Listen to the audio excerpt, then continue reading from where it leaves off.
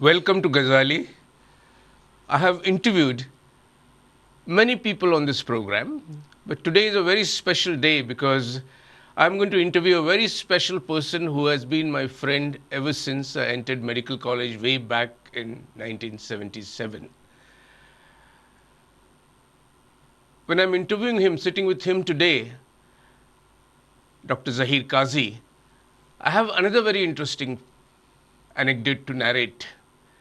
Many years ago, when we had the government of Devi Gowda, the law minister was Mr. Ramakant Khalap, and he invited me to his office in Delhi. And when I went to his office, Mr. Khalap told me that this is the chair on which Baba Sahib Ambedkar once sat. Now, I am today sitting with Dr. Zahir Kazi. He has not yet invited me to his office, but he is sitting on a chair which was once occupied by Dr. Badruddin Tayyabji. Dr. Badruddin Tayyabji is the founder of Anjuman-I-Islam, which was established 11 years before the Indian National Congress. This organization was established by Badruddin Tayyabji in order to promote education amongst the Muslim community, which was rather backward, and he was a very progressive man. And Dr. Zahir Kazi, my friend from medical college onwards, is now the chairman, national chairman of Anjuman-I-Islam. Badruddin Tayyabji also became the third president of Indian National Congress. And such an illustrious organization and such an illustrious person, the son of Goa, the son of Goa's soil, occupying this position. Dr. Zahir Kazi has won many, many laurels. He was the first Muslim in Goa to become a doctor, first one from the Muslim community. In the medical college, he was the president of the Students' Union. He has occupied many other positions. And actually, he was a great inspiration for me, continues to be inspiration. Welcome, Dr. Zahir Kazi. It's like a return of the prodigal son, to Goa. my pleasure. Welcome. I think my first question to you will be, please tell us more about your organization, Anjuman-I-Islam. Anjuman-Islam is completing 150 years now, and it was started, as you rightly said, by Justice Badruddin Tayyabji. He was incidentally also the first Chief Justice of British India, and he was the one who granted bail to Lokmanya Tilak, which was refused on 2 occasions by the British judges, and he had that courage to grant a bail to him, and then he put his resignation. He was a gentleman who thought that Muslim community in particular, there is no organized way of education, there is no scientific temperament. And with a group of few people, he started that organization with 3 teachers and 120 students. Today, this organization is very vibrant, about 110,000 students. We are very proud that this organization was started by the freedom fighters of India. Many of the presidents and the board members were part of the freedom struggle. They were in jail for many years. In fact, my wife's uncle, Mr. Moinuddin Harris, he was in jail for, I think, 6-7 years during freedom struggle of India. He was also part of the freedom struggle for Goa liberation. These were the people who started this organization, and they made it a point that it should be a nationalistic organization, secular in nature, inclusive in nature. And that's how this organization started, with a school for secondary school for boys to begin with, because the girls were not taking any formal education then. For that matter, it was all over India. How many educational institutions you have? We have got about 97 institutions now, and 110,000 students, and about 3,500 teaching and non-teaching staff. We are Pen Maharashtra, and I'm very happy to let you know the prodigal son that you talked about is the first campus beyond Maharashtra is going to be in Goa, maybe in few months down the line. Congratulations for that. I used to basically describe P.L. Deshpande as a pool between Goa and Maharashtra. Yeah. Now we have Dr. Zahir Kazi who will become that pool. Yeah, I owe a lot to Goa and the Goan language and Goa Medical College in particular.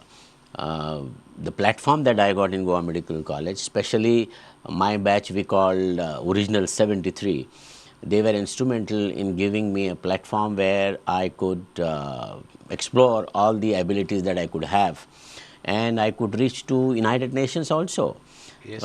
Recently, I was invited at Harvard University for TED-like talk about my organization, what I'm doing, and I have been visiting some of the best universities in the world.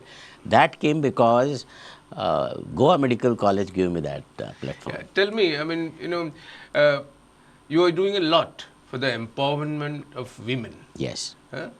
So talk a little bit about that aspect of your Yes. organization. We started the first girls' school about 86 years ago. Very interesting story. A Jewish lady who got educated herself from Cambridge in UK was most sought after person to start a school by missionaries and Parsis, but she opted to start a school for Anjuman-I-Islam, a Jewish lady. Okay. The first vice principal of that school was a Parsi lady, Miss Bharucha. The first head teacher was Mrs. Parulukar, a Saraswat Brahmin. Okay. So people of three different faiths started a school for Muslim girls in Urdu medium school. What can be a better example for inclusiveness at that point of time? So we continued that tradition, and it started with 5 girls. Now that one campus alone has got 6,000 girls. Now, I was very impressed when you told me that out of all your organization, 1,20,000 students, 80% of the principals and the heads are women. Are women, yes. Yeah. And they are either the chairmen, the directors, the principal, the headmistresses, and they are doing a fantastic job. That is another thing that we tell the world, that women empowerment should begin at a place where people are talked about. Okay, you are not empowering women, especially the Muslim community. So that narrative we had to tell the world that no, it can't be like this. And I can tell you they are doing far, far better than anybody else would do it. They have a very difficult task to them. They get the students who are most marginalized. 70% are first generation learners. 50% are not able to pay their fees. And marginalized in the sense they don't have proper shelter, proper clothing, no place to stay in a manner that our children stay. There is no study room for them. They stay just one in hutment. They have no gadgets, modern gadgets to study.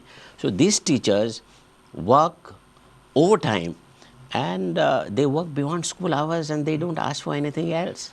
You also you also run orphanage for Yes, girl yeah. children. We ran 2 girls' orphanages, one in Mumbai at Versava and the other at Pune campus.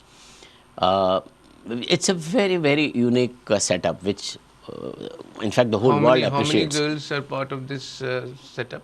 How many inmates? orphans, yeah, It inmates. has capacity of 200 in each orphanages, so we handle about 400 of them. They are single parent or abandoned children, and court committed cases which the government passes on to us, and we educate them to the best of our ability, and they are probably brought up in a manner that any one of us must have been brought up. We get them rehabilitated, and we organize marriages for them. So once I had an occasion to have interaction with our आदरणीय प्रधानमंत्री जी से हमारी एक मुलाकात में मैंने उनसे कहा कि आमचे कडेन बेटी बचाओ, बेटी पढाओ आणि बेटी बसाओ. तर तांकां हांवें सांगलें की आमी हे कितल्या वर्सांनी करत आयल्यात. So we are a role model organisation. सबका साथ we talk about, we are doing it our self, we are walking the talk. We are very proud about that कि we are reaching out to the most marginalised section. And in that context, I would like to let the viewers know today that the education imparted in the mother tongue and the students, the way they do it in that, is phenomenal. There is a misconception all over. Everyone wants to send their children to the English medium school. Even the maid who works at your place says, I'll borrow money, but I will not send my child to Marathi medium school or Urdu medium school. That's the concept, perception that I have. But my experience tells me I have a combination of both English medium schools and Urdu medium schools. The girls and the boys who study in Urdu medium school they do phenomenally well, because ultimately it's in their mother tongue. And that's how the new education policy is all about. It talks about education in the mother tongue. Right to education also talks about it. Incidentally, I was also a part of the brainstorming session with the chairman of the new education policy, Kasturi Rangan. And we narrated our experiences, and 6 of the things we suggested have been incorporated in the national policy. And what are those 6 things? One of the important things that we talked about is that first generation learners, students from our institutions, when they call out the parents on open day, they are not able to understand what's happening. And the mothers usually come, the fathers is a laborer or doing some petty job, and mother comes. So we requested the mothers, would you like to get educated? So basic Marathi, basic Urdu and basic English and workable mathematics, and people have enrolled. So you also work for adult education. Adult education, that was one component. And then we were talking about the library concept. In today's world, because of your advances of digital platforms, it has its advantages, but at the same time it has done a lot of collateral damage. Since we are both from the world of medicine, good antibiotics has also side effects. But that side effects is becoming more and more. For instance, nobody wants to go and sit in the library. People don't want to read the books. The teachers don't want to read the books, because then they can go log in and go internet and get all the answers. So in a way it has helped, but in a way it has done a lot of collateral damage. So we suggested that library concept has to be put in place in a manner that it should be, and simultaneously the mentor and mentee concept, which we are doing it. Now what is the mentee or mentor concept? Each teacher is allotted 30 students. And that teacher keeps the track of the students in terms of his in class, beyond class, and at home what's happening. Okay. So when we talk of marginalized students, our teachers are supposed to go and visit home once in 6 months and see what the state of affair is. Because a child comes, he is very depressed, he doesn't know what to say, and you go home and realize there are problems at home. So it has to be a holistic approach to the education. Our teachers go home, they counsel the parents. If they have issues, they are taken care of. So we have suggested that concept of mentor and mentee. That has been also incorporated in that. Excellent. Congratulations on that. Now, can you tell us a little bit about some of your important people who have achieved, those students, your alumni? Alumni, yes. We have given students and alumni in different categories, and they have been achievers nationally and internationally. Since you are an artist, let me come to the film industry. It's also an industry of artists. Mr. Dilip Kumar is a student of Urdu medium school. He was a great cricketer, and his passion was for football. Someone called Ismail Merchant Ivory Films, who produced a lot of films in France and UK. He studied from that school. Recently, we lost Tabassum. She studied in that Urdu medium school. But Tabassum was a Punjabi lady, but opted to learn basic education in Urdu medium. And she was the first anchor. Phul Khile Hain, Gulshan Gulshan. Very much. Everybody who watches TV remembers yes, her. And there was one famous Marathi actress, her film name was Surekha. She was the winner of gold medals in Marathi film. And then there was one film which created great impact. It has a social message by K. Abbas. He produced that film, Sheher Aur Sapna, about Mumbai, how people live in the slums. That lady worked in that, and she got a presidential award for that. So we have Kader Khan. He had no money to pay his fees. So he studied in Sabu Siddiq Technical School. And then he became the professor of mathematics. And when he joined the films, his students used to wait before exams. So he used to come on his Lambretta from a studio and take a lecture in mathematics. Who are the present-day greats who are from your institution? The present, some few names today. About what? Who are alumni of Alumni. Now, talking of alumni, we were very good at cricket. You were yourself a cricket player. Yeah, I'm a you were a captain of the medical college. Yeah, and I used to play for Time Shield also. I am a member of MCA Finance Committee.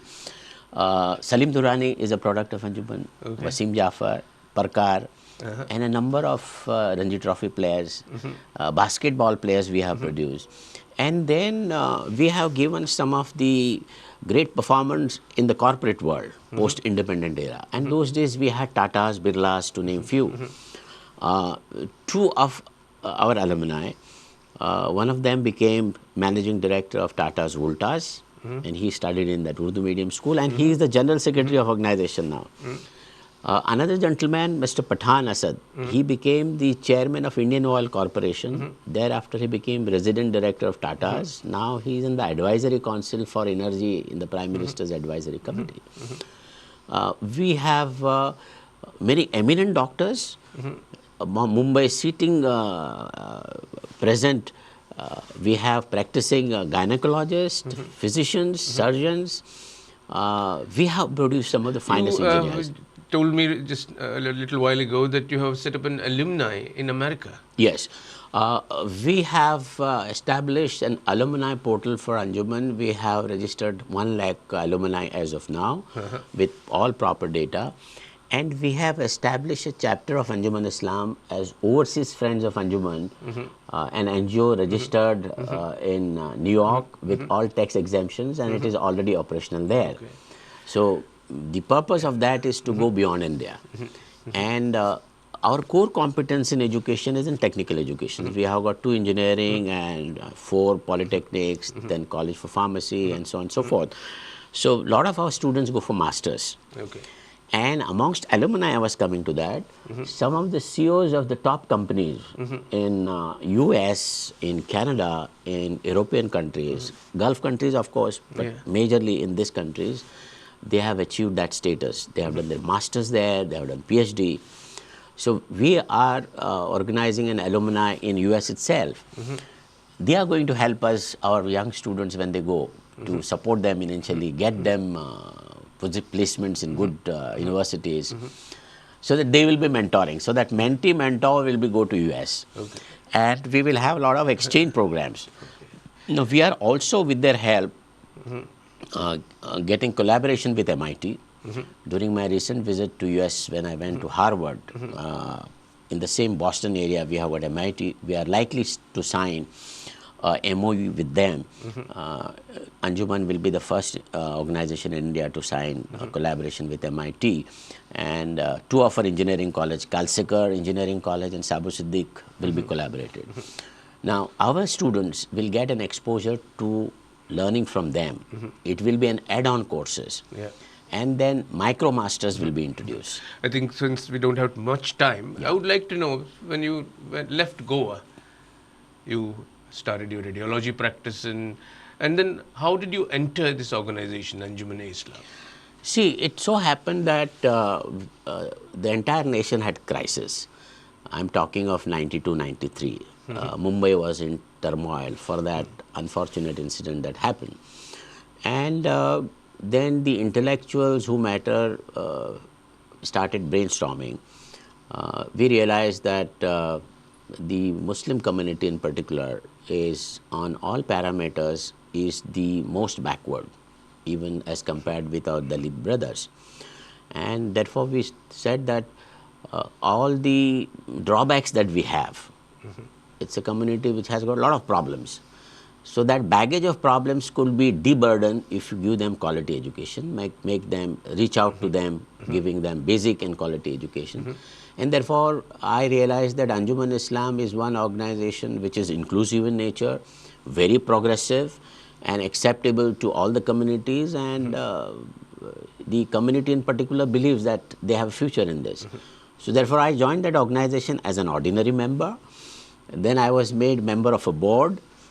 Thereafter, I became the chairman of Unani Medical College, and thereafter I got the position of the second highest position, that the Honorary General Secretary, for 3.5 years. And now I am president of the organization for the last 14 years. Congratulations. I think we're very, very proud of you. Now tell me a little bit, since you headed the Unani Medical College, and you come from allopathy, I would like to be a little bit enlighten on this. I think a lot of viewers also be interested in knowing a little bit more about Unani. Can you speak about it's that? like this. It is a traditional Indian medicine which comprises of Ayurveda and Unani both. And there is a lot of similarity in both the systems. And I, for that, was very much convinced that our modern medicine has got gray areas. Especially in chronic diseases, we only have symptomatic treatment. And this system of medicine, Unani and Ayurveda, unfortunately not enough research is done. Now it is being done. And in the other countries now, even in US and elsewhere, people are opting for alternate medicine which is approved by them. So I went into this for simple reason. I said this system has to be promoted like any other Indian system of medicine. And I started also talking to my Ayurveda friends. We said together we can do a lot. And in that institution in 2000, we had a CT scan, can you imagine, which no other Indian system of medicine had. I had that advantage to get all gadgets so that research can be done. For example, in Ayurveda and Unani, they talk about dissolving through the medicines, the renal calculi, gallbladder stones and so on and so forth. And to a certain extent, they succeed. But it has to be properly scientific collaborative. Okay, you rightly pointed out that in Ayurveda and in Unani, there is no data. Yes. So what have you done for sort of creating this data? I encourage my faculty and students to be research oriented. For example, one of the professors got into cure or whatever you say, much better treatment to ulcerative colitis. And he had a good data. It was also published in one of the journals. But the problem is, at that point of time, there was not enough funding coming from the sources that has to come. But I understand in last couple of years, there is a lot of encouragement for Indian system of medicine. In fact, to come to the point where I am taking it, during my visit to US about a month ago, I visited University of Maryland in Baltimore in Washington district. And we are collaborating with the College of Pharmacy, our Kalsikar College of Pharmacy of Anjuman with College of School of Pharmacy of Maryland. It's amongst the first 4 in the world. One of the things that we are going to write in that understanding, that agreement, is promotion of Indian system of medicine and research.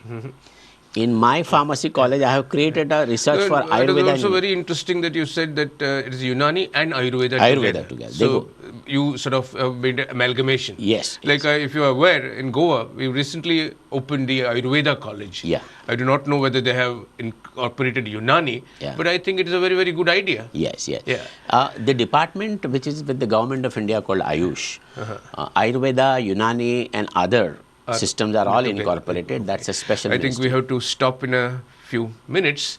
So I think my last question to you would be, now you are bringing the first outside Maharashtra branch of Anjuman to Goa. So tell us a little bit more about it. What are you planning? Yes. My management, my institution is registered under Section 8 company and with the Charity Commissioner.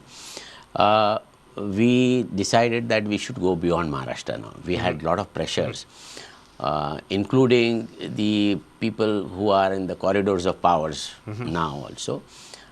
They were saying that you should go beyond Maharashtra, come to Uttar Pradesh, Bihar.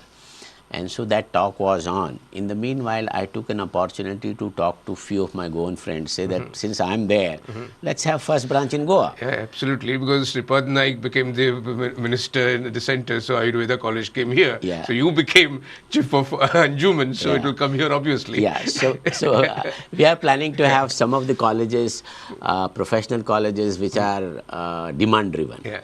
Means there is a lot of demand, but there are few of them. And my focus will be on skill development center. Polytechnic and technology oriented at the lower level. When is it going to happen? My next visit, I might be signing a memorandum of understanding, maybe down the line in a month and a half, because all paperwork has to be done. Looking forward to it, Zahir. And it was really wonderful talking to you. You know, there's a quote about Picasso. Yeah. And it's something like this. If Zahir Kazi had joined Indian cricket, he would become the captain. He joined Anjuman, he became the president. And so I think anywhere you went, you would always excel because lambe race ka ghoda the. That's the word which you used for me one day, I remember very Yes, well. yes, yes. And if you had joined film industry, you would have beaten Amitabh Bachchan hollow. Thank you. I had the privilege as a sonologist. You didn't ask me on that. Yeah. Amongst first 5 people, we were responsible to introduce ultrasound in Mumbai. Yeah. And some of my patients were all film industry people, industrialists, you name it. I feel very honored that they have yes. Absolutely. It was really lovely. And I think meet soon. Yes, yes. Thank you. I have been always a great admirer of you. In my conversations in India and beyond in India, I feel very proud to tell about you that you have achieved beyond our expectation, and keep doing that. You are making Goa feel very proud, and I'm proud of you. Thank you.